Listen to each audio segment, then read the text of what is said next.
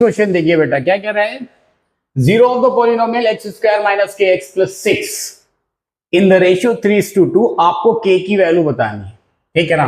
आप जानते हैं किसी क्वाड्रेटिक में दो रूट्स होते हैं, हम मान लेते हैं अल्फा और बीटा। ठीक है ना। तो यहां पर आपको जो रेशियो दिया हुआ है अल्फा इज टू बीटा का, दैट इज 3:2 दिया हुआ है। ठीक है ना। अब अल्फा और बीटा की कोई वैल्यू अगर हमें चाहिए तो हम क्या करें, एक वेरिएबल इंट्रोड्यूस कर दें। यहां पर हम एक वेरिएबल m इंट्रोड्यूस कर देते हैं तो उससे हमें अल्फा की वैल्यू मिल जाएगी। तो अल्फा की वैल्यू क्या हो जाएगी, 3m, और बीटा की वैल्यू कितनी हो जाएगी बेटा, 2m। ठीक है ना। अब प्रोडक्ट ऑफ रूट्स आप जानते हैं, alpha into beta is equal to क्या होता है, c अपॉन ए, यही होता है ना भाई।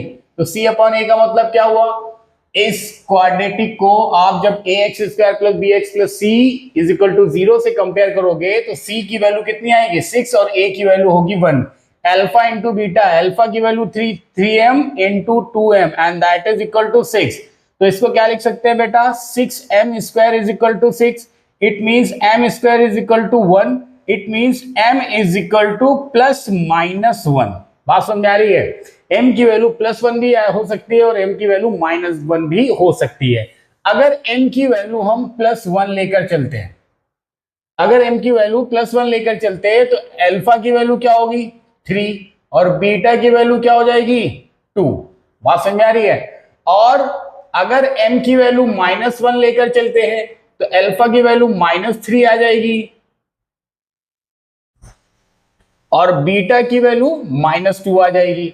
सम ऑफ रूट्स मतलब अल्फा प्लस, हमें एक वैल्यू के की निकालनी है, तो अल्फा प्लस बीटा क्या होता है, coefficient of minus time coefficient of x upon coefficient of x square, मतलब -b अपॉन a, यही होती है ना बेटा।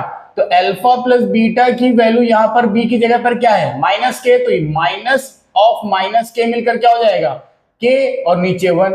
तो अल्फा प्लस बीटा की वैल्यू फाइनली कितनी आ रही है, k। अब देखो, अगर हमने m की वैल्यू +1 लिया था तो अल्फा प्लस बीटा की वैल्यू कितनी आ जाएगी, 3 + 2 is equal to k। It means k की वैल्यू आएगी +5। लेकिन अगर m की वैल्यू हमने -1 एज्यूम की थी तो अल्फा की वैल्यू क्या होगी, -3, और बीटा की वैल्यू होगी -2। इसका मतलब -3 - 2 is equal to k। It means k is equal to -5। इसका मतलब ये हुआ यहां पर k की दो वैल्यूज होंगी, +, -5। क्लियर है ना भाई।